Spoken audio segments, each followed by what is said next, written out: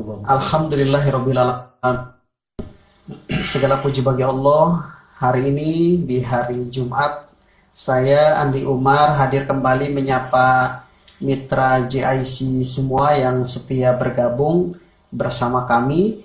Alhamdulillah, seperti di pekan sebelumnya, di hari dan jam yang sama, kami hadir dalam program JRM On Air, God Record Management. Dan tema-tema yang menarik selalu kami hadirkan bersama Anda tentunya. Untuk itu, sebelum kita memasuki nanti kajian bersama narasumber kita yang alhamdulillah sudah hadir jauh-jauh datang ke studio kita memaparkan temanya, tapi Andi akan menyapa mitra semua dulu. Semoga kita sehat selalu dalam lindungan Allah Subhanahu wa taala. Menyapa mitra yang bergabung di FM 107.7, selamat mengikuti program kami. Menyapa mitra yang bergabung live Facebook kita juga selamat bergabung. Yang bergabung lewat channel YouTube JIC TV juga selamat mengikuti siaran kita. Dan untuk Anda juga yang berada di luar Jakarta bisa menerima audio www.islamicstripcenter.org.id. Baik mitra, satu tema sudah kami hadirkan hari ini tentang bagaimana cara mendekat ke produsen dan konsumen. Bersama kita sudah hadir Pak Jatmiko. Beliau sudah cukup lama di dunia perdagangan, ya. Insya Allah, jadi apa yang akan disampaikan beliau tentunya lebih mengakar karena lebih kepada pengalaman yang pernah beliau alami sepanjang menjadi pebisnis atau pedagang, begitu ya mitra JIC. Untuk itu tetapkan bergabung bersama kami. Dan untuk bicara tema kali ini tentu kami menyapa Anda, baik Anda merasa dirinya atau mengalamatkan dirinya sebagai reseller gitu kan, sebagai pedagang biasa, sebagai distributor, sebagai agen, komunitas bisnis, sangat tepat sekali bergabung bersama kita. Penasaran mungkin mitra JIC temanya dan bahasannya seperti apa? Dan mungkin biasanya Pak Jatmiko juga selalu dilengkapi dengan studi kasus atau pengalaman-pengalaman di lapangan, baik yang dialami oleh beliau langsung atau di lapangan yang lain yang mungkin beliau rasa ini penting untuk diangkat sebagai sebuah pembelajaran bagi kita semua. Pak Jatmiko sudah hadir. Assalamualaikum. Waalaikumsalam. Alhamdulillah. Sehat ya? Alhamdulillah. Alhamdulillah, sepekan sekali kita berjumpa program. Ketemu dengan orang pengen buru-buru ketemu. Gitu ya? Terus. Luar biasa, terima kasih Ustaz. Tapi benar ya, itu serius ya? Rindunya serius ya? Iya. Ya Ustaz, kita akan nyampein mitra JIC bagaimana mendekati produsen dan konsumen. Tapi biasa Ustaz, kita kan hari ini pandemi gitu kan, belum juga banyak dengan klien langsung atau dengan mitra-mitra kita. Untuk itu diberikan izin Ustaz untuk menyapa mitra agar dengan cara ini, agar dengan menyapa ukhuwah kita semakin kuat nih. Tafadhol Ustaz. Ya, bismillah. Alhamdulillah, nahmadu wa nasta'inu wa nastaghfiru wa na'udzubillahi min syururi anfusina wa min sayyi'ati a'malina. Bismillahirrahmanirrahim. Para pemirsa semuanya, ya alhamdulillah atas segala nikmat yang diberikan kepada kita. Rasulullah bersabda, nikmatani makburun kasiron minan nas. Dua nikmat yang manusia lalai adalah nikmat sehat dan nikmat waktu luang. Dan nikmat waktu luang yang sebaik-baik seorang muslim itu adalah dipergunakan untuk meningkatkan ketakwaannya kepada Allah Subhanahu wa taala. Maka saya mengucapkan selamat juga kepada para pemirsa yang rela menunggu dan rela menyimak, ya, untuk khususnya bagi para pebisnis, para pedagang, ya, untuk kita bisa mengikuti channel dari JIC TV ini untuk belajar bagaimana yang sesuai syar'i. Dengan tujuannya apa? Tujuannya itu adalah untuk agar kita bisa lebih meningkatkan takwaan kita kepada Allah. Karena itulah yang paling modal, yang paling utama. Kita tidak tahu apakah kita sampai kita kepada kesuksesan dunia, kita mendapatkan omset sekian puluh miliar, kita bisa membangun gedung. Itu semuanya itu adalah merupakan hadiah dari Allah. Itu hanya merupakan sasaran kita. Tapi yang paling penting adalah kita niatkan kita bisa mati, ya, kita bisa diwafatkan di jalan untuk menuju ke sana. Kita diwafatkan untuk jalan menuju ke sana, yaitu adalah jalan di mana kita jihad, di mana kita hijrah, ya. Kita hijrah dari sesuatu yang buruk, ya, kepada jalan-jalan yang baik, pada jalan-jalan yang diridhai oleh Allah, termasuk juga dalam bermuamalah ini. kurang lebih seperti itu. Iya. Dan tidak lain ya, caranya itu adalah dengan kita menuntut ilmu. Gitu. Tidak henti ya. Iya, insya Allah. Gitu. Iya, karena ada tantangan baru ya setiap hari ya Ustaz ya. Iya. Karena beda lagi mungkin di masa sebelum-sebelumnya, di beberapa tahun sebelumnya, bagaimana lapangan bisnis. Sehingga hari ini kita dituntut semakin gencar lagi mencari ilmu-ilmu baru gitu kan. Bahkan pengalaman demi pengalaman juga menjadi ilmu saja. Tinggal bagaimana motivasi kita dalam berbisnis itu motivasi ibadah kepada Allah Subhanahu wa taala. Betul tadi adalah hadiah dari Allah sebenarnya, kesuksesan bermiliar-miliar pun sekalipun, atau juga sebaliknya prediksi kita akan mendapatkan banyak rupiah yang diterima, tapi rupanya Allah berkehendak lain juga. Kalau motivasi ibadah akan tetap terus terjalan gitu saja. Nah ini juga mau meyakinkan mitra ya Ustaz, karena selain nanti Ustaz Pak Jatmiko memaparkan bahasannya, mitra juga bisa lihat di layar kami, di samping kami berdua ada layar cukup besar, mudah-mudahan selain materi yang disampaikan juga terbantu oleh layar di sini, ya. Slide demi slide nanti akan kami munculkan seirama dengan apa yang disampaikan oleh Pak Jatmiko. Baik, Pak Jatmiko, tentang mendekati produsen dan konsumen. Jika kita akan lebih banyak studi kasus kayaknya, akan berbicara dengan pengalaman yang nyata seperti Mitra JC alami sekarang. Tapi di awal mungkin Pak Jatmiko punya catatan-catatan penting karena kita juga masih dalam ummah Chen. Bagaimana jaringan keumatan dalam hal bisnis juga akan terus kita galakkan dan gelorakan agar Mitra JC tidak sendiri. Ya. Baik, Ustaz. Betul. Baik, jadi selama masa pandemi ini menimbulkan banyak gejolak, gejolak sosial dan lain sebagainya.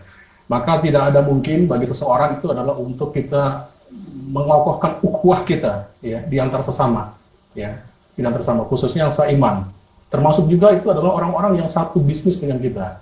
Ya, jadi kalau misalkan termasuk juga di antaranya itu adalah peran-peran yang ada, contohnya seperti distributor, end user dan lain sebagainya. Apabila mereka itu menjadi satu yang dekat, ya, itu adalah menjadikan satu ketenangan dalam hati kita.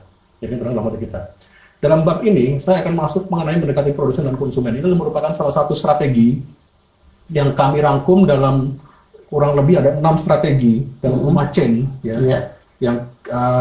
Yang bagian pertama kemarin kita sudah bahas, ya. Di antaranya itu adalah di antaranya itu adalah mendekati orang yang dimuliakan Allah. Itu yang pertama. Ya. Mendekati produsen dan konsumen. Produsen yang mana? Produsen yang dimuliakan Allah. Dan konsumen yang mana? Konsumen yang dimuliakan Allah. Itu adalah poin yang pertama. Terus yang kedua itu adalah membagi faktor risiko. Ya, kita kemarin pada bagian yang lain, kita juga pernah bahas mengenai bagaimana seseorang ini menghadapi risiko. Ya. Terus yang keempat itu adalah membangun partnership online dan offline dengan middle class muslim. Dan terus yang keempat itu adalah fokus pada tema kebersihan dan kesucian. Itu nanti untuk sesi-sesi yang berikutnya. Kita akan fokus sekarang itu adalah mendekati produsen dan konsumen. Dalam salah satu ayat, ya. Sebelumnya saya akan masuk mengenai prinsip dagang Nabi. Ya, prinsip dagang Nabi itu ada 6. Ya, kita merojaah kembali, ya. Yang pertama itu adalah diniatkan karena Allah. Ya.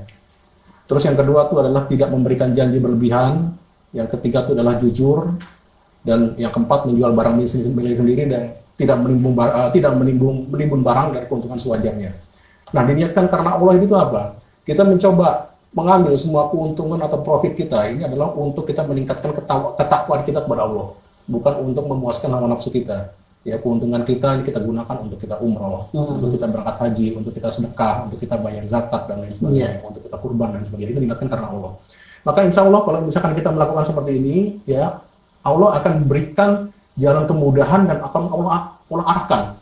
Kamu akan ketemu dengan si A, kamu akan ketemu dengan si B. Itu pasti akan Allah mudahkan sehingga kita nanti akan bertemu. Ya, saya ingin ketemu dengan produsen walaupun dia dari berbagai macam agama, golongan dan lain sebagainya, tapi dia ada semangat untuk hijrah, mesti Allah akan pertemukan. Karena apa nanti? Dengan kita ketemu dengan mereka, itu adalah seolah-olah Allah memberikan kesempatan kepada kita untuk siar kepada mereka. Gitu loh. Ini loh keberkahan dari Islam itu seperti ini. Karena kenapa? Di agama lain ini tidak dijelaskan mengenai prinsip-prinsip dagang, riba segala macam itu mereka tidak mengenal. Tapi bila kita ketemu dengan orang yang non-muslim, kita jelaskan mengenai hakikat riba yang justru ujung-ujungnya itu adalah memecah persatuan, mereka akan, apabila hatinya bersih, mereka akan terbelalak, mereka akan kagum, Dan insya Allah mudah-mudahan dia akan hijrah, ya, hijrah. Jadi itu merupakan bagian dari syiar kita. Ya, jadi itulah. Jadi ini adalah merupakan 6 prinsip ya yang dilakukan untuk kita di komunitas kita.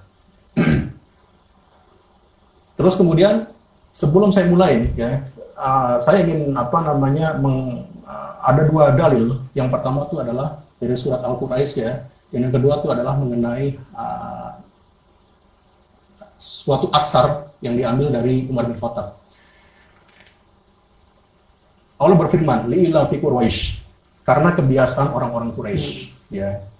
Ila fihim rihlata syita'i wasyayif, yaitu kebiasaan mereka pergi berniaga, ya, pada musim dingin dan musim panas.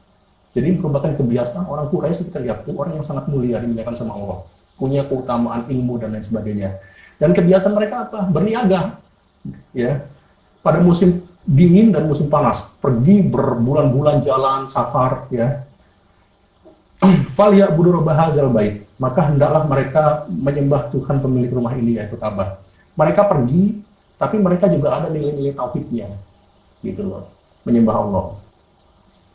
Allazi at'amahum min ju', ya, wa at'amanahum min khauf, dan yang telah memberi makanan kepada mereka untuk menghilangkan lapar dan mengamankan mereka dari ketakutan.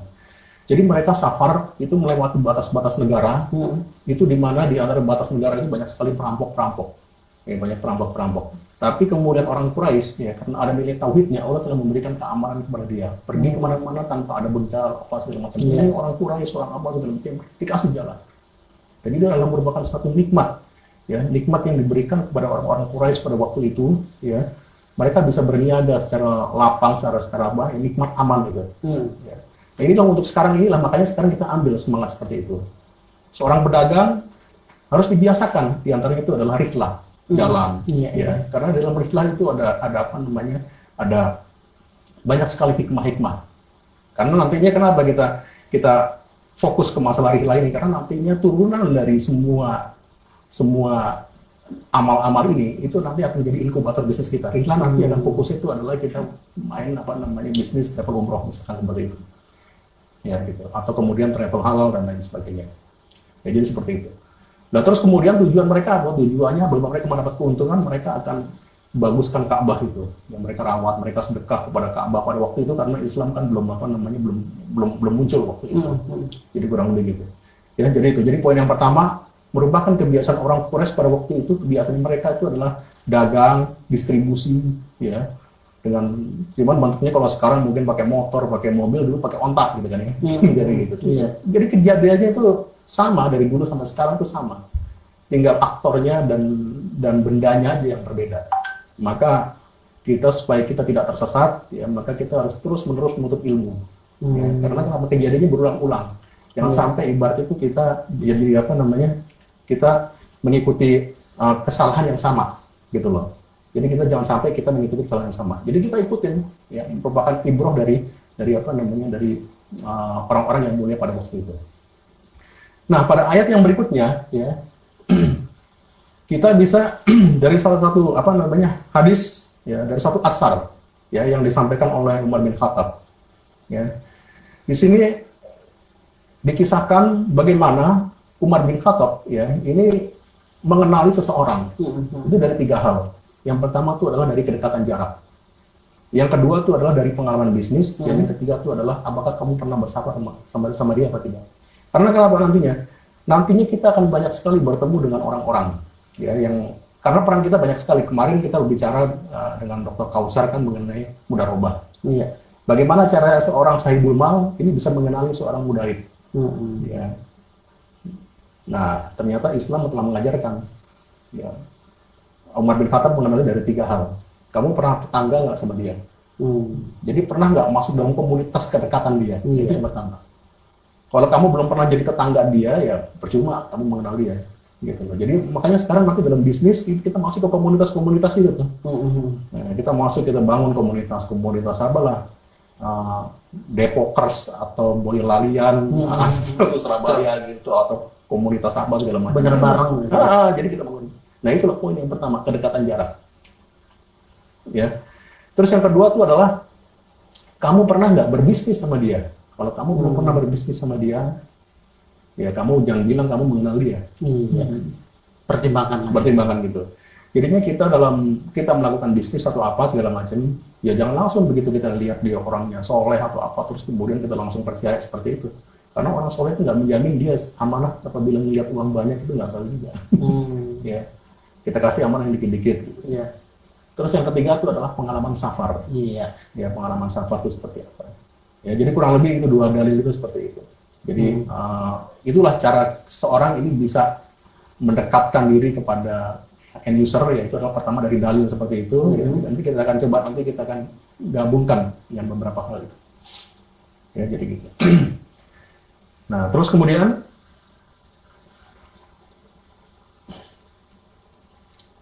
dari hal tersebut, ya, maka umat jin mengajak Muslim untuk taat beribadah kepada Allah dengan unsur kegiatan-kegiatan yang pertama itu adalah safar, ya, safar.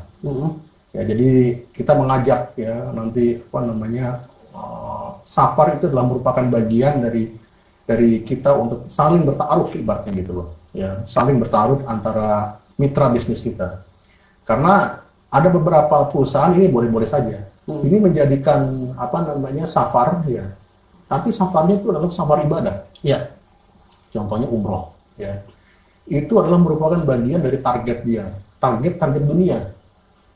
Itu suatu hal yang apa namanya? Ya, itu sih saya nggak ngerti ya. Itu mungkin para ulama mungkin bisa menjelaskan seperti itu. Cuman kalau saya lihat ada beberapa orang, ya, ini ikut misalkan masuk ke dalam target umroh, target apa segala macam, terus kemudian disertai dengan pengambilan barang tersebut, ya, segala macam. Kalau misalkan dia ngambil berapa ribu karton segala macam, akhirnya niatnya beda. Niatnya bukannya untuk ketaatan, tapi niatnya itu adalah untuk supaya dia dagang, kurang lebih seperti itu.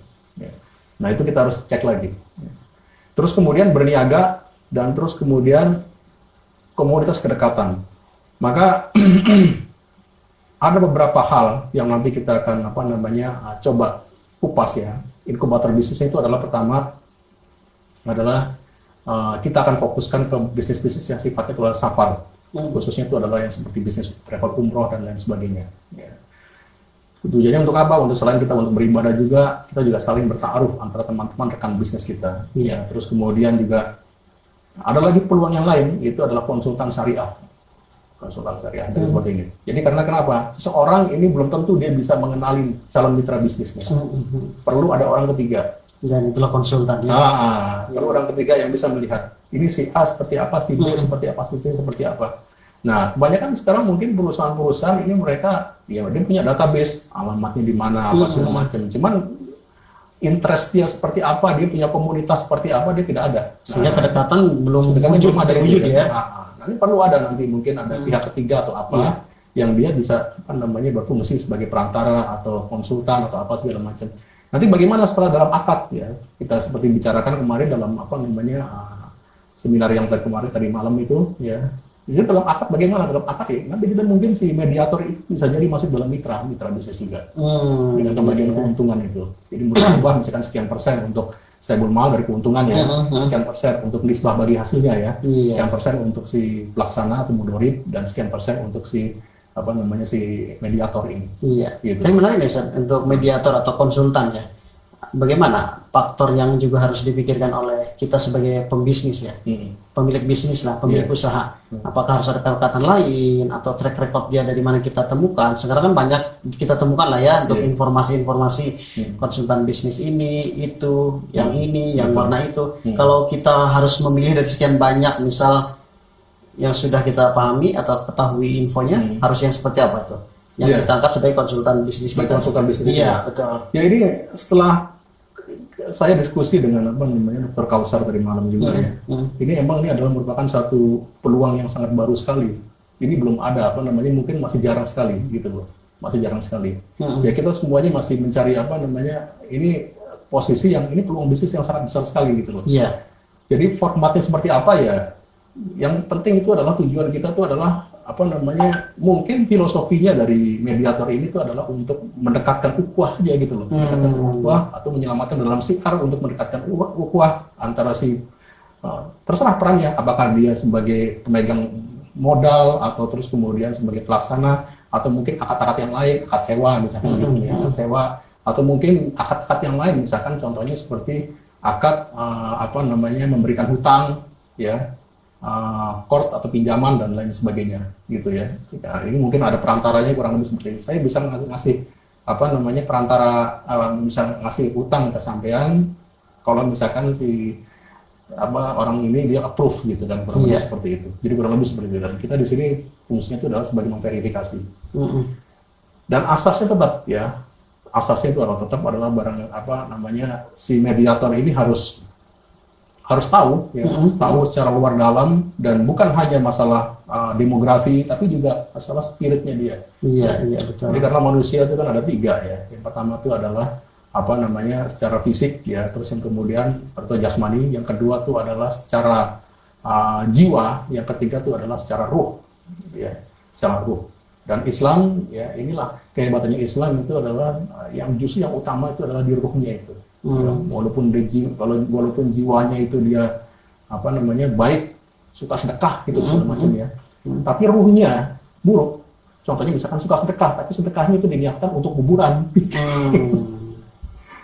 Lu orang suka sedekah, suka menolong orang, tapi ternyata ruhnya ruhnya apa? Karena yang kebenaran mutlak itu adalah dari ruhnya itu kan, dari spiritnya itu, Itu yang sebenarnya harus dihidupkan spiritnya. Makanya kita di sini mungkin nanti fungsi si mediator seperti ini ya. Yang paling utama tidak lain itu adalah si mediator ini harus punya landasan tauhid yang kuat. Itu mungkin itu yang paling penting. Poin penting yang harus kita lirik oleh baik tadi itu modorin dengan si tadi itu pemilik modal ya, Saibul Mal gitu, untuk bagaimana kerjasama itu terbangun, ada pihak ketiga yang akan memberikan sebuah pendampingan gitu, kayak semacam mentor, bahkan lebih dari sekedar mentor gitu kan. Tapi yang paling penting tadi Ustaz sampaikan itulah bagaimana ruh kita sebagai pelaku bisnis keduanya juga terjalin gitu ya. Iya, jadi gitu. Jadi fungsinya nanti mungkin banyak sekali nih. Ini kita fokus ke yang misalkan poin kedua ini kan ya. Iya, fungsi konsultan syariah ini, karena ini peluang bisnis yang besar sekali nih. Contohnya misalkan ternyata ada fraud atau bad debt gitu kan. Misalkan si orang saya kasih pinjam dia, ternyata dia mangkir gitu. Nah, mungkin si pemegang modal ini, dia yang ngasih peminjam, dia untuk penasihatan seperti ini kurang karena kemampuan dia untuk menyentuh secara spirit dia kurang, dalil kurang segala macam. Makanya mintain pihak ketiga ini, kamu dulu kan yang bisa ngasih approve bahwa saya ngasih pinjam dia gitu loh, tolong dia nasihatin dia gitu. Nasihatin dia karena nggak seperti sekarang. Kalau sekarang kan mereka caranya dengan cara debt collector, bayar apa enggak? Iya ya, boro-boro ada kertatan istilahnya ya, bayar apa enggak, kalau nggak bayar gitu kan. Tapi kalau ini kan nanti kan yang enggak. Caranya nggak seperti itu. Caranya dakwah, cara dengan cara dengan mengingatkan segala macam. Ya, terus kemudian kalau misalkan perlu diambil atau apa yang bisa diambil atas segala macam, itu ada ilmunya. Pokoknya semua resiko ditanggung bersama gitu ya. Tidak satu untung menarik di atas rugi yang dimiliki oleh satu lain, faktor lain atau hubungan dagang tersebut begitu ya. Ini besar sekali peluangnya gitu. Iya ya. Kalau untuk lihat tadi besar sekali peluangnya, artinya peluang untuk menjadi konsultan syariah atau bagaimana? Peluang untuk bermitra dengan konsultan syariah. Kalau untuk melihat seperti apa? Iya, peluang ini karena bisnis seperti ini masih belum ada. Peluang menjadi konsultan ini. Ya. Tapi artinya kita juga harus mawas diri dan sadar diri, kita punya kemampuan nggak sih di situ gitu, Ustaz? Betul. Artinya ketika amanah-amanah lain nanti bermunculan, mampu nggak kita berdiri di atas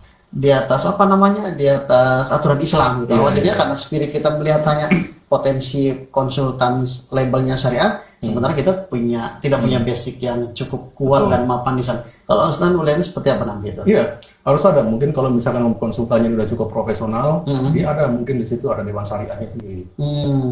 Ada marketingnya, terus kemudian dia kegiatannya. Nanti mungkin ada kegiatan marketing juga. Kegiatan marketingnya mungkin dia melakukan kayak semacam talk show seperti ini, pendidikan atau segala macam. Terus kemudian nanti ada lagi di sini ada mungkin divisi-divisi yang terkait. Misalkan contohnya seperti konsultasi keluarga, ya, bisnis apa segala macam gitu, semuanya gitu.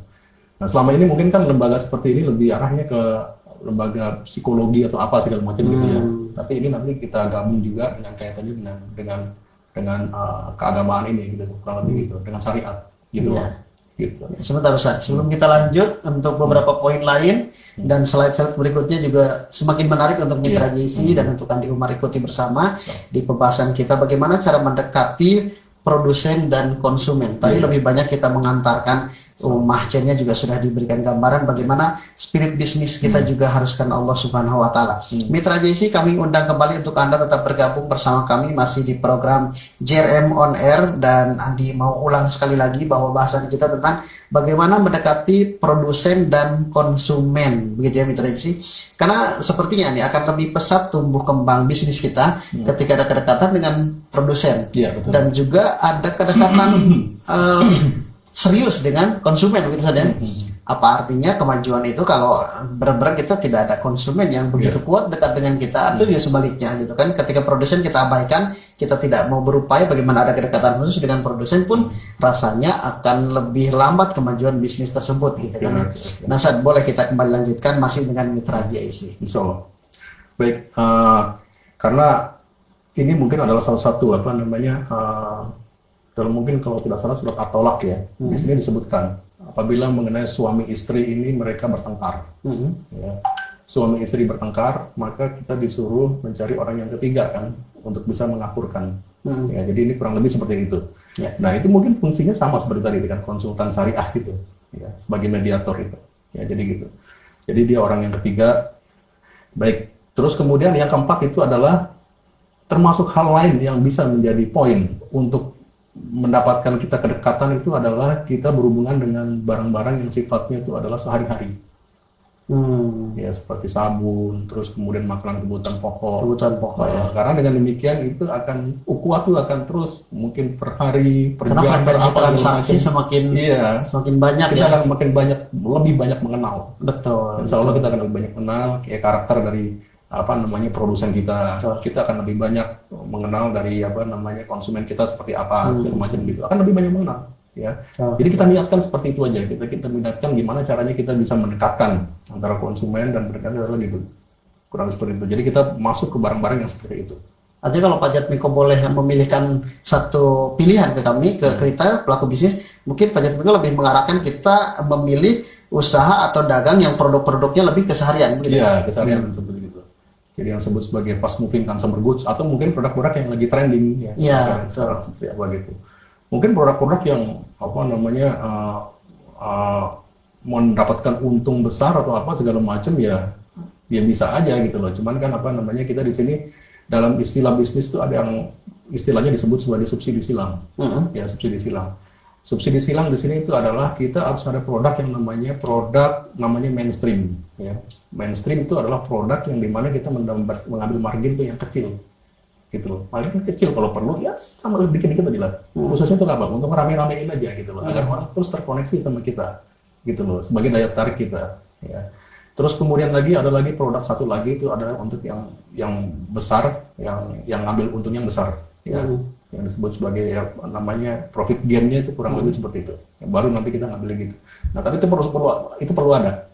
Jadi kalau misalkan kita masuk ke supermarket ya, nah di situ kelihatan di situ ada produk-produk seperti produk susu apa segala macam. Karena kenapa itu produk itu perputarannya kencang. Nah itu supermarket itu mengambil margin itu yang sangat kecil sekali. Tujuannya apa? Agar konsumen banyak datang ke situ, tapi diharapkan dia akan beli produk yang lain. Nah, produk yang lain itu seperti baju, ya. Baju itu harganya tuh selisihnya bisa 20%, 30% ambil untungnya gitu. Tapi kalau susu paling cuma 3%, 4%, kurang lebih gitu. Ya, jadi gitu. Jadi begitu juga dalam kita mendesain suatu bisnis, ya perlu juga ada gitu. Jadi yang merupakan produk yang kira-kira bisa rame ini apa? Kita jual kacang goreng, yang keseharian, yang penting kita bisa sering itu. Dan baru kemudian ada lagi produk-produk yang eksklusif. Nah seperti saya juga ada juga ya produk-produk yang eksklusif, misalkan ada villa yang saya jual, itu yang ada perantara, itu harganya sampai 20 miliar, nyarinya nggak susah kan? Iya. Artinya juga jangan karena kita mencitrakan sebagai pembisnis villa, akhirnya dagang yang lain yang sifatnya rumah tiap hari kita abaikan. Ya. Tapi sisi lain saya juga jual apa namanya pasta gigi yang harganya 8.000 perak. Itu lebih keseharian biasanya. Seperti ini agar kita terus ya kita ukhuwah sama sama konsumen kita kurang lebih seperti apa. Jadi gitu. Jadi keberkahan itu yang paling penting itu adalah kita rutin ya seperti kata hadis disebutkan ya, inna habu amali inna Allahi atwa wa in qala. Sesungguhnya amal yang dicintai Allah itu adalah amal yang rutin walaupun dia sedikit gitu. Jadi Allah sendiri itu menyukai suatu hal yang sedikit Istiqomahnya ya. Tapi yang penting istiqomahnya ini. Istiqomah kita terus tanya pada konsumen kita gimana pasta giginya gitu. Oh, yang kelihatan aja, tapi entah suatu saat begitu dia dapat warisan atau apa, jadi kita masuknya lebih enak gitu. Oh iya, saya beli anaknya 2 miliar. Iya. Jadi kalau saya lihat Pejat Engkau kita sudah mulai menuju tema ya.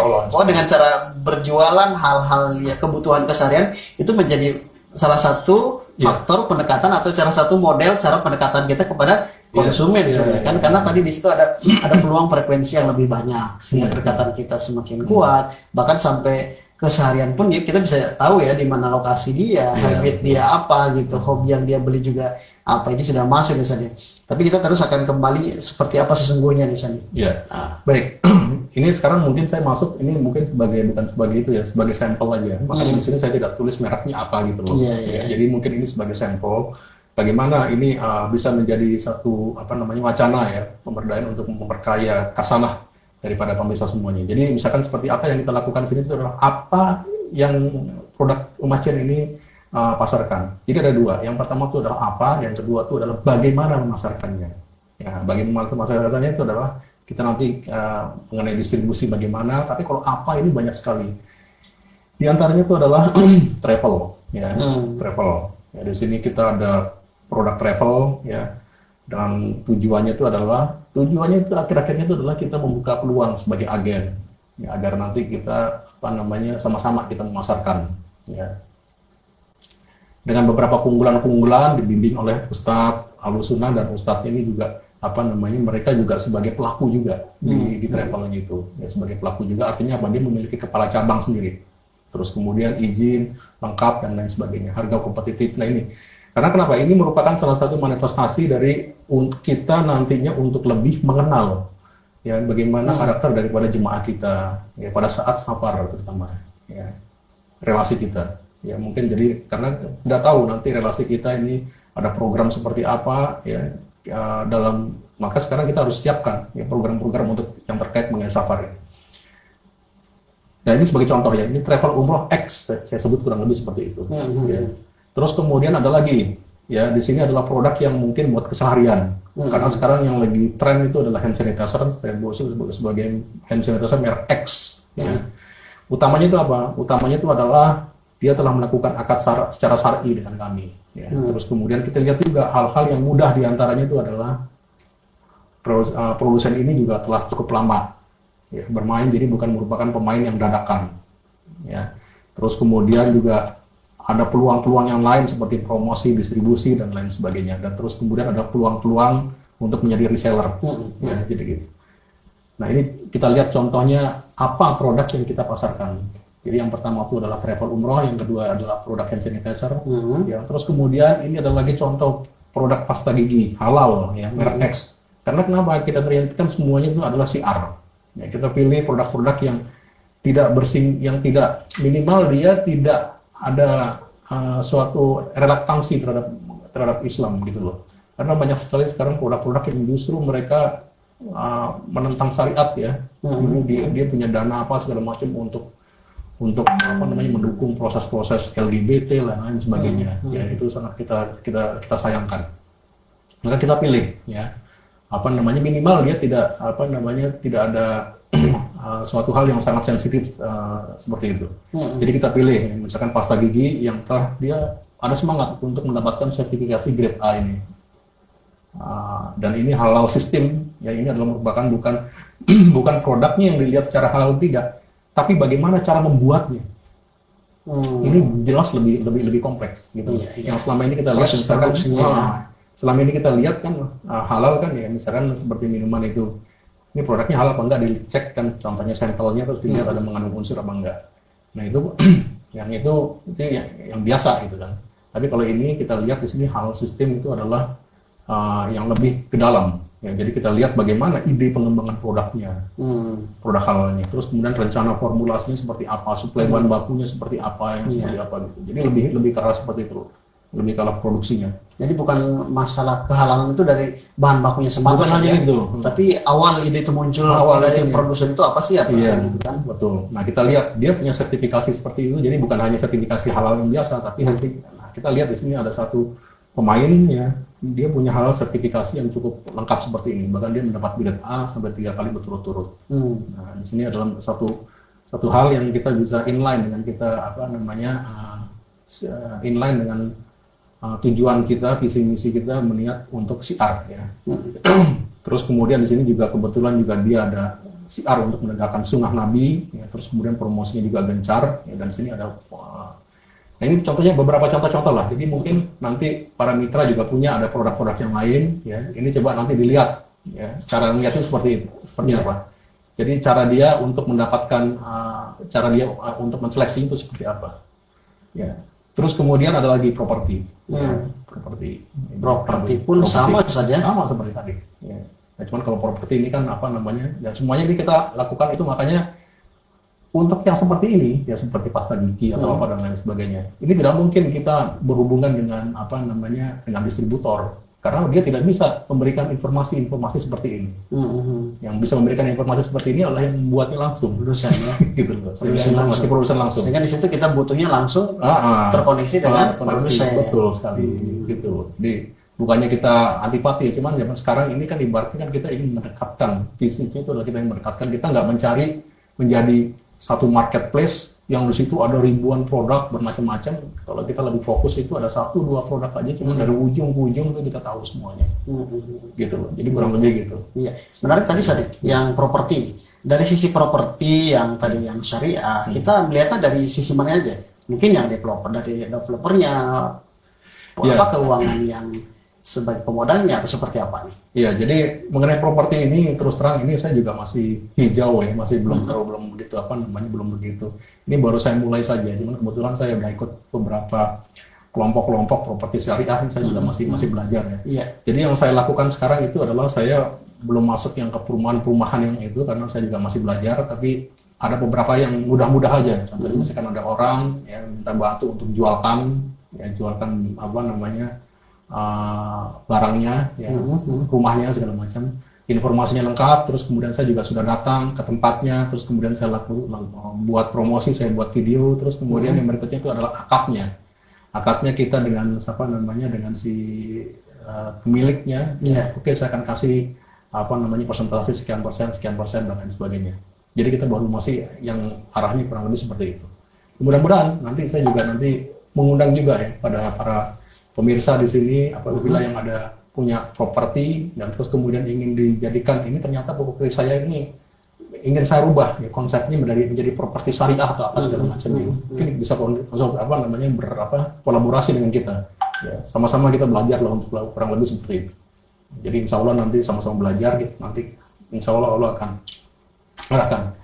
karena alhamdulillah ya kita juga didukung oleh yang kemarin kan ada Dokter Kautsar segala macam gitu ya. Jadi apabila ada keluhan atau apa segala macam kita bisa saling komunikasi. Dan beliau bisa memberikan pengawasan bagi kita ya. Secara pelan-pelan kita sudah mulai menyentuh karena kalau kita melihat kemarin juga ingat Prof. Lady Eliana itu geliat untuk terhindar dari ribawi sekarang sudah mulai tumbuh, bahkan tidak saja dari praktisi bisnis yang sudah cukup dewasa atau cukup lama menjalankan, tapi milenial muda sekalipun gitu ya sudah melihat dan melirik itu luar biasa betul. Jadi itu merupakan suatu hal ya pencerahan buat saya tuh luar biasa sekali ya. Jadi Profesor Eliana tuh menyebutkan kemarin ya bahwa sekarang kemajuan Islam itu justru banyak sekali dorong oleh kaum milenial ya, di mana kaum termasuk dalam hal perdagangan atau perbisnisan dunia bisnis. Betul. Dan di mana milenial ini anak-anak muda ini Masya Allah ya, kita lihat dalam kisah Ashabul Kahfi itu adalah mereka Fityatun itu adalah anak-anak muda semuanya. Ya, di mana anak-anak muda ini mereka itu mempunyai tauhid yang lurus pada zamannya Nabi Isa itu kan. Pada zamannya Nabi Isa itu. Tauhid yang lurus dan mereka tidak mau supaya tauhidnya itu tercampuri, maka dia mengumpat semuanya dalam gua. Itu anak-anak muda semuanya. Maka kita lihat sekarang ini kaum milenial ini yang sekarang kita harus rangkul. Nah, kita lihat bagaimana kaum milenial sekarang itu dia punya habit ya, punya behavior ya. Mereka ya melek teknologi yang jelas itu. Dasarnya itu adalah teknologi. Yang kedua itu adalah pola pikirnya itu adalah objektif. Ya. Maka sekarang kita harus bisa mengikuti dan kita tidak bisa hanya mengikuti pola-pola lama. Ya. Contohnya misalkan pola lama itu kita banyak sekali melakukan iklan di TV. Karena iklan TV sangat besar sekali biayanya. Ya. Tapi karena kenapa? Anak-anak milenial itu jarang nonton TV. Gitu. Mereka lebih banyak ke YouTube, lebih banyak ke apa segala macam gitu. Iya. Gitu. Oke, baik Ustaz. Walaupun tadi cukup rapiatnya tidak memunculkan satupun merek dagang yang dari bahasan kita, kalau mitra edisi ingin lebih lengkap mendapatkan informasi beberapa produksi, produsen atau juga produk-produk ya yang insya Allah terjamin gitu ya, bisa menghubungi atau mengunjungi website muslimkuat.wordpress.com saja. Mukmin Kuat. Mukmin Kuat ya. Mukmin Kuat. wordpress.com. Di sana kita akan temukan beberapa produk yang mitra JC lebih diarahkan pemilihan produk-produk yang hampir dibutuhkan dalam keseharian, termasuk juga yang tidak terlalu harus kebutuhan sehari tapi juga objek untuk dimiliki, termasuk tadi yang properti begitu saja. Betul. Insya Allah. Nah, saat materi apa lagi yang kira-kira berkaitan dengan bagaimana kita mendekatkan kepada produsen dari konsumen di hari ini saja. Terus poin yang berikutnya itu adalah bagaimana distribusi untuk lebih dekatkan konsumen. Tadi kita ada pertanyaan mengenai what-nya, apanya. Apanya itu banyak sekali produk-produk, termasuk juga tadi ada hewan ternak segala macam ya, itu banyak sekali. Nah, ujung-ujungnya semuanya itu adalah distribusi. Ya. Di sini adalah definisi distribusi. Ya. Terus kemudian tugas distributor itu ada 3. Membeli barang dan jasa. Terus kemudian mengklasifikasikan barang atau memilahnya dan memperkenalkan barang atau jasa yang diperdagangkan kepada konsumen. Nah, ini pola-pola seperti ini itu adalah merupakan pola-pola yang pemain konvensional yang lakukan itu adalah memperkenalkannya itu adalah contohnya seperti mereka punya toko, ya dia terus kemudian promosi di tokonya atau apa segala macam. Ya, tapi dengan adanya sekarang perkembangan teknologi, ya caranya itu adalah dengan kita melakukan medsos, ya, di mana ini justru lebih push, lebih aktif, gitu. Kalau memperkenalkan barang lewat toko, ini adalah caranya itu adalah cara untuk konsumen tertarik dan itu sebenarnya datang ke tokonya. Iya, datang ke tokonya. Ya, tapi kalau sekarang yang kita lakukan zaman sekarang itu adalah kita harus lebih aktif. Jadi kita harus langsung menusuk kepada konsumennya pada setiap waktu, pada saat dia tidur, saat dia apa, ya caranya bagaimana ya, caranya kita lakukan masuk dalam komunitas-komunitas itu. Insya Allah kalau misalkan komunitas itu udah saling kenal, ya kita lebih leluasa untuk kita langsung melakukan promosi seperti itu, gitu loh. Beda kalau misalkan ternyata komunitas itu belum saling kenal ya, ini apa sih, apa dagang. Tapi kalau misalkan kita udah saling kenal, kita keluarga sendiri, nah kita pasarkan produk kita itu nggak masalah, nggak apa-apa, gitu loh. Asal ada izin kan ya dari apa namanya gitu. Jadi kurang lebih gitu. Ada 2 model akhirnya sudah. Ya. Kalau dulu kurang lebih ini mungkin bisa lebih. Variabelnya ya. Seperti apa? Jadi di sini ada produsen. Ya di sini kita lihat di atas itu adalah merupakan produsen, itu adalah gambar. Maaf nih saya nggak kasih tulisan ya. Di sini ada gambar pabrik kue. Ya pabrik kue. Pabrik kue.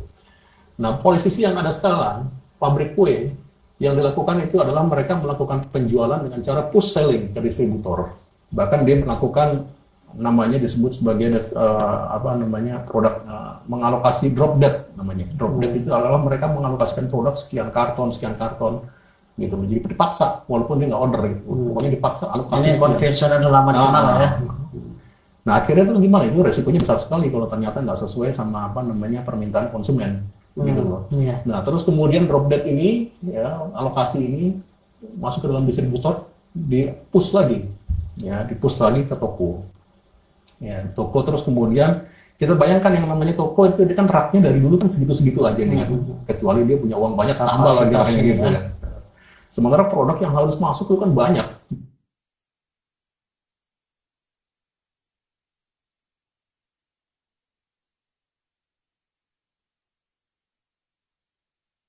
Ini produk ini lebih gencar, oke, kalau misalkan kamu taruh di ini, kasih lagi tambahan saya nih, bayar shelving. Jadi ibaratnya kita toko sekarang nggak menjual, ibaratnya menjual sewa, bukan menjual barangnya gitu loh. Oke, kalau misalkan kamu produknya saya tambah yang lebih besar, shelvingnya, segala macam, kamu mesti tambahin promosi ke saya gitu loh. yang nanti ujung-ujungnya semuanya itu akan menjadi beban ke konsumen, gitu loh.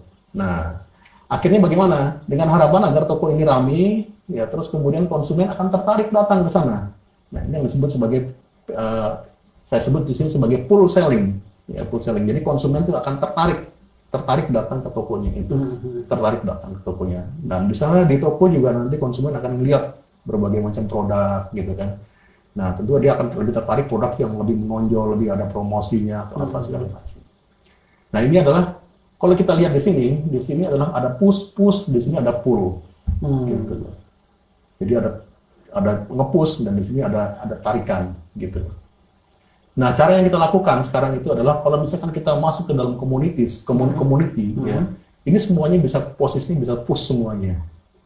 Ya, jadi misalkan dari prinsipal dari pabrik ini bisa nge-push ke community ini yang jelas si pabrik ini mengenal benar siapa pemimpin dari komunitas ini atau sebaliknya dari komunitas tahu persis juga ya produsen ya. Kalau ada kedekatan emosional gitu segala macam kegiatannya apa disupport apa segala macam gitu komunitas apalah macam-macam komunitas ya Gojek atau komunitas bukan jadi sebut nama apa namanya Goes Goes lah termasuk tadi yang saya sebutin bener barang gitu gitu komunitas yang cukup hidup ya gitu.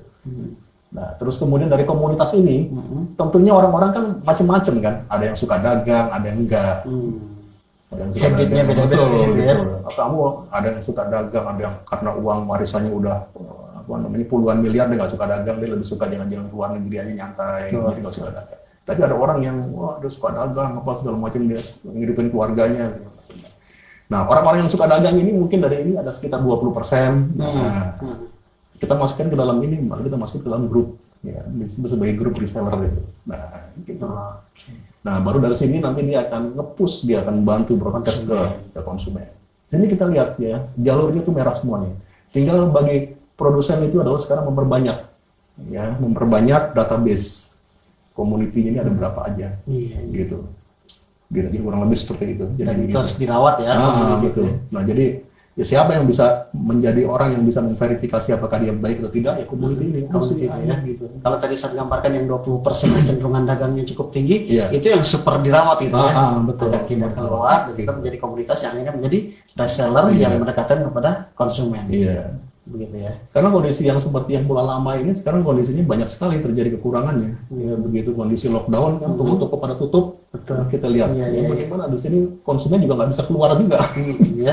Nggak bisa keluar terus kemudian distributor juga stok barang akhirnya terus kemudian mau nggak mau harus pakai cara ini. Dan kerja fisik di sini cukup kelihatan saja. Di sini banyak ini padat modal harus bangun gudang stok banyak. Tapi kalau di sini padat karya banyak orang yang terlibat. Dan tak terbatas ya. Tak terbatas. Nah, jadi gerakan keumatan ya ini di sini. Jadi kalau kita dan kalau kita lihat Ummah Chain lebih ke mengarah ke sini. Ya. Gitu. Jadi kekuatan kita sebagai muslim itu adalah hanya ada di sini. Nah, itulah salah satu mungkin metode kita yang bagaimana cara kita mendekatkan ke konsumen itu adalah makanya kita yang sekarang itu adalah fokus ke pembuatnya langsung bukan dalam artian kita mau gengsi-gengsian bukan kita mau sombong atau apa bukan tapi karena kenapa dari sini dia akan lebih banyak informasi kita mendapatkan gitu loh informasi mengenai kredibilitas barang seperti apa ini kurang asin kurang manis dia bisa menyesuaikan diri gitu loh menyesuaikan diri jadi kita fokus hanya 2 atau 3 produk aja cuman benar-benar dari ujung ke ujung gitu. Nah sekarang kita tinggal bicara media ya saja kalau di sini kan jelas kelihatan alur distribusi mobilitas para pelaku di sini terlihat ya bisa lintas daerah gitu. Kalau di sini Anda melihat media yang harus dipakai dan sangat tepat sekali dan sekarang digandrungi lebih ke mana saja di medianya untuk alur supaya jelas terlihat. Nah sekarang kalau kita lihat ya kemarin dari dari tren yang ada ya sekarang apalagi zaman sekarang ini kita harus banyak sekali kita melakukan suatu efisiensi ya. Maka tidak lain ya cara-cara dengan cara kita membangun broadcast group melakukan Facebook atau media online atau apa segala macam ini yang paling vital di sini.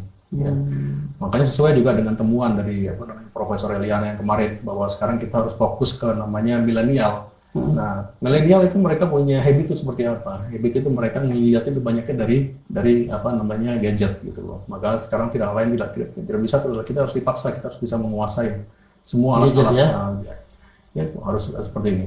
Ya seperti saya juga nih, saya harus waktu walaupun saya udah tua gini ya, semuanya kita harus belajar. Iya, masih muda tapi saya karena saya kemarin itu juga pernah belajar juga dari apa namanya coach saya itu mengenai media online. Ya seperti Facebook ya, seperti Facebook ini kita lihat ya ternyata ada selama ini kita lihat cara promosi itu ada namanya boss your post gitu kan, ada satu kita klik itu. Tapi ternyata di Facebook itu ada 9 macam cara untuk pro advertising. Nah kita semuanya nggak tahu itu. Kalau di Instagram tuh ada 4 gitu. Masya Allah itu ternyata dia udah sampai ke sana, sementara kita cuman post aja perasaan kita udah udah itu. Ini langsung. Kalau itu saya sendiri lebih memilih mana di antara sekian banyak sosmed yang semuanya hampir strategis kalau disampaikan. Ya. Saya lebih di mana nih? Ya kalau sekarang kalau apa namanya ya berbagai macam ini sih teknik ya. Cuman kalau misalkan saya sih lebih bagus ya milih suatu hal yang benar-benar kita kuasain aja. Yang kita menguasain, jadi ibaratnya seperti kali pedang ya, dia megang satu pedang itu yang lebih menguasai itu aja dulu gitu. Luar dalamnya, ketajamannya apa segala macam dia bilang gitu. Ya seperti saya dalam beberapa seperti ini juga saya juga belum begitu menguasai gitu. Tapi mungkin saya lebih fokus mungkin misalkan lebih ke WhatsApp, terus ke Facebook, sama mungkin kita membuat web gitu, cuma 3 itu aja dulu. Kita lebih fokus ke situ luar dalam karena nanti kalau misalkan seperti Instagram, mungkin Twitter atau apa segala macam itu nanti mungkin kita bisa bermuamalah dengan teman-teman kita yang lebih pengalaman ya segala macam untuk kita bantu mereka ke arah situ. Jadi energi saya lebih banyak kita fokuskan ke ini kan cara medianya kan media betul. Sehingga energi saya lebih banyak kita fokuskan ke membangun community ini. Termasuk ini kita membangun community dengan cara seperti ini ya dengan umat Chen termasuk kita bangun community ini gitu. Karena banyak sekali teman-teman kita di media itu ya mereka jago membuat artikel-artikel yang bagus di media, tapi mereka tuh sense bisnisnya kurang gitu. Nah ada juga orang yang saya nyebut kurang tapi dia tidak jago di media, makanya ya kita harus ya bisa menggabungkan kedua hal tersebut gitu. Gitu. Kalau untuk bilang tadi di awal harus terus belajar ilmunya, harus belajar terus. Kita harus terus mendahati, kita harus belajar terus ilmunya. Gitu. Ini juga boleh juga nih buat saran bagi mitra JC, apa yang sedang dikuatkan oleh mitra hari ini, sebenarnya itu lebih prioritas untuk terus sampai ke puncak saja. Juga bukan berarti tidak boleh mempelajari yang baru. Misal kalau antum saat tadi di Facebook, grup WA gitu kan, dan web sudah kuat, artinya belajar di Instagram pun bukan berarti ditinggalin saja. Makin terus. Atau juga sebaliknya IG, misal teman-teman kita yang sudah cukup bagus, ada 140.000 ke atas lah kira-kira ya. Nah sekarang itu juga harus terus dikuatkan saja. Gitu. Insya Allah gitu. Jadi terus kita belajar lah. Dan belajar ilmu dunia ini apalagi kita ya sebagai pebisnis ya, pebisnis ini ilmu khususnya ilmu fikih mengenai dagang ini lah yang merupakan udah hukumnya itu mungkin beberapa ulama menyatakan itu udah fardu kifayah gitu, bukan udah fardu ain bukan fardu kifayah personal ya. Jadi kita harus tahu. Jadi bagaimana cara kita memakai media atau apa segala macam ini hanya merupakan pilihan aja. Tapi yang paling penting utama kita itu adalah kita bisa mengetahui bagaimana halal dan haram itu. Gitu. Itu yang paling penting. Ini alurnya, mitra juga bisa dilihat dan saya rasa ini bisa menjadi pesan bagi kita semua mitra JC. Silakan mau pilih yang mana. Gitu kan. Harapan kita sih semakin kesini, semakin teknologi memberikan menu-menu baru, harapannya sih kita lebih memilih yang alur yang sekarang gitu ya, bagaimana komunitas-komunitas kita bisa bergabung di sekian banyak komunitas yang tidak terbatas, yang tidak berbayar begitu saja. Itulah peluang-peluang kita untuk semakin mengenal mereka lebih luas lagi dan lebih dekat lagi pada semuanya. Selanjutnya ini mungkin terakhir ya, terakhir. Jadi ini kembali saya sekaligus juga saya ingin mengendorse ya pada para pemilik barang khususnya berarti poin yang pertama ini gitu kan ya. Poin yang pertama ini karena zaman sekarang ini mereka tuh lagi kondisinya lebih pada sulit semuanya. Kondisi barang karena permintaan sangat itu, sementara pemilik barang tuh juga kendalanya juga harus membayar ratusan karyawan dan lain sebagainya itu kondisinya sangat sulit sekali ya. Jadi mudah-mudahan dengan cara seperti ini ya, ini adalah merupakan salah satu alternatif ya. Maka saya menawarkan kepada para prinsipal atau apa segala macam, apabila ingin bergabung atau apa segala macam ya, dengan kami siap gitu untuk kita saling kita berkolaborasi. Kita sama-sama kita membangun komunitas, kita menyisir ya, kita keliling kemana, kita cari ada komunitas apa ya, komunitas yang tujuannya itu adalah mereka untuk memperbaiki cara berdagangnya karena Allah. Ya, gitu kita cari. Nggak apa-apa komunitas goes atau apa. Goes untuk apa? Goes itu agar nanti mereka bisa nanti, contohnya goes agar bisa nanti umroh bareng-bareng misalkan gitu. Gitu nggak apa-apa. Nah kita akan cari kurang lebih seperti itu. Atau komunitas apa gitu jadi gitu. Jadi inilah merupakan salah satu cara yang lebih murah ya dibandingkan kita dengan cara-cara konvensional. Jadi gitu. Terakhir mungkin kurang lebih seperti itu.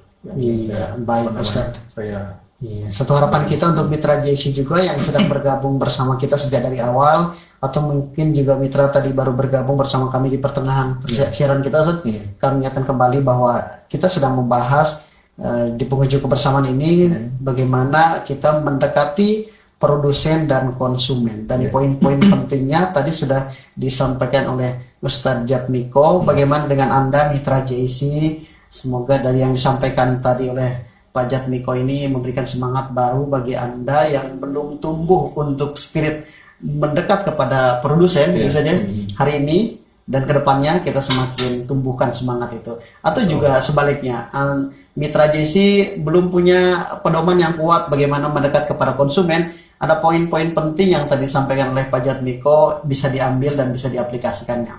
Dan satu hal lagi Pak Jatmiko, kalau saya melihat tadi pesan Ustadz tadi, bagaimana saat ini tentang konsultan syariah misalnya. Ini harapan kita mitra JC yang namanya bisnis pasti ada pahit dan manis. Ada yang perjalanannya sesuai dengan yang kita harapkan, tapi ada satu titik terkadang juga pahit dan ini yang tidak kita harapkan. Nah, pada saat ketika kita menemukan kegagalan, jangan langsung collab gitu saja. Tapi bagaimana kita hadirkan pihak ketiga itu konsultan syariah. Ustaz, mungkin sedikit lagi ini review kembali, apalagi Ustaz semalam ada lagi diskusi bersama Pak Ustaz Gausar ya. Nah, mungkin Ustaz bisa memberikan kabar bagi kita semua mitra JC yang sudah berjalan bisnisnya, baik yang tadi sedang ada di puncak karir bisnisnya atau sedang agak di bawah nih. Ustaz, mungkin ada saran bagaimana agar mengikat pihak ketiga yang tepat begitu Ustaz. Iya.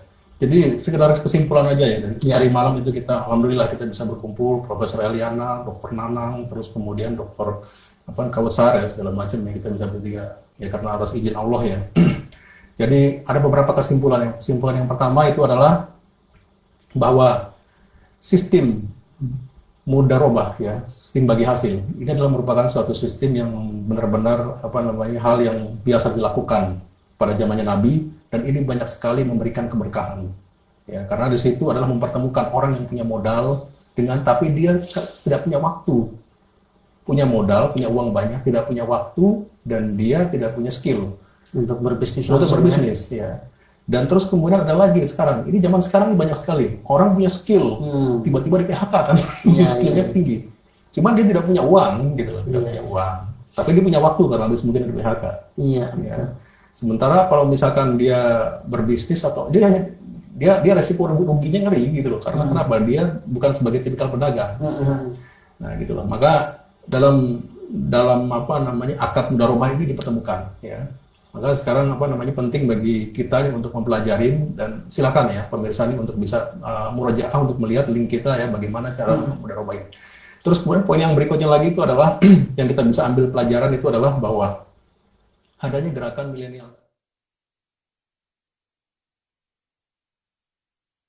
milenial zaman-zaman sekarang ini dilihat dari pengamatan Profesor Eliana kemarin itu adalah bahwa ya termasuk geliat anak muda, terus kemudian sukuk ya segala macam ini juga sahamnya juga naik terus ya. Itu sedang banyak dipilih oleh anak muda ya. Banyak dipilih oleh anak muda.